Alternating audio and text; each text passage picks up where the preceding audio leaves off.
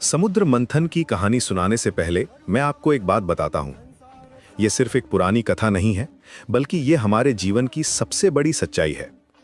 जब भी कोई महान काम करना होता है, तो अच्छे और बुरे दोनों को मिलकर मेहनत करनी पड़ती है।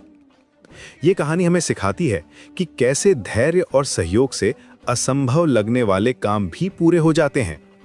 कहानी शुरू होती है उस समय से, जब देवता और असुर दोनों अमृत पाना चाहते थे।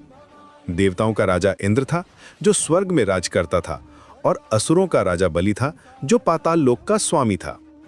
दोनों तरफ के योद्धा बहुत शक्तिशाली थे, लेकिन अमृत पाने के लिए उन्हें एक साथ काम करना पड़ा।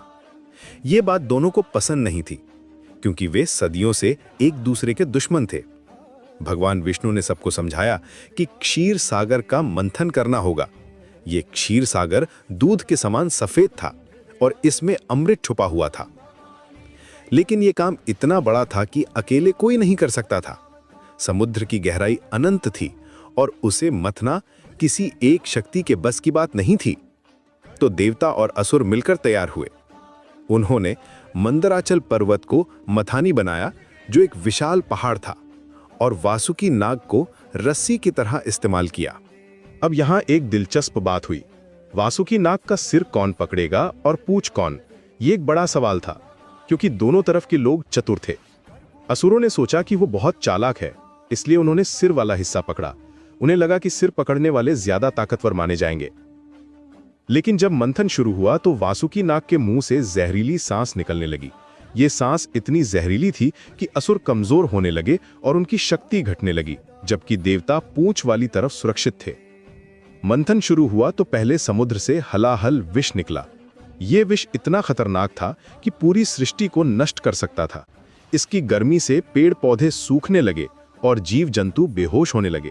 सभी घबरा गए और समझ नहीं पा रहे थे कि क्या करें। तब भगवान शिव आगे आए और उन्होंने बिना किसी हिचकिचाहट के पूरा विष पी लिया।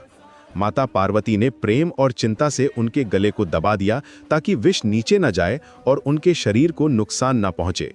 इसीलिए शिवजी का गला नीला हो गया और वे नीलकंठ कहलाए। ये घटना दिखाती है कि सच्चा त्याग क्या होता है। विष के बाद समुद्र से अद्भुत चीजें निकलने लगी। हर चीज अपने आप में एक चमत्कार थी। पहले निकली कामधेनु गाय, जो हर इच्छा पूरी करती थी। ये गाय दिव्य थी और इसका दूध अमृत के समान था। फिर निकला उच्चैश्रवा घोड़ा, जो हवा से भी तेज दौड़ता था और जिसके पंख थे। इंद्र ने इसे अपने पास रख लिया और ये उनका वाहन बना। फिर निकला ऐरावत हाथी, जिसके 4 दांत थे और वो बादलों में उड़ सकता था। ये भी इंद्र को मिला और स्वर्ग की शोभा बढ़ाने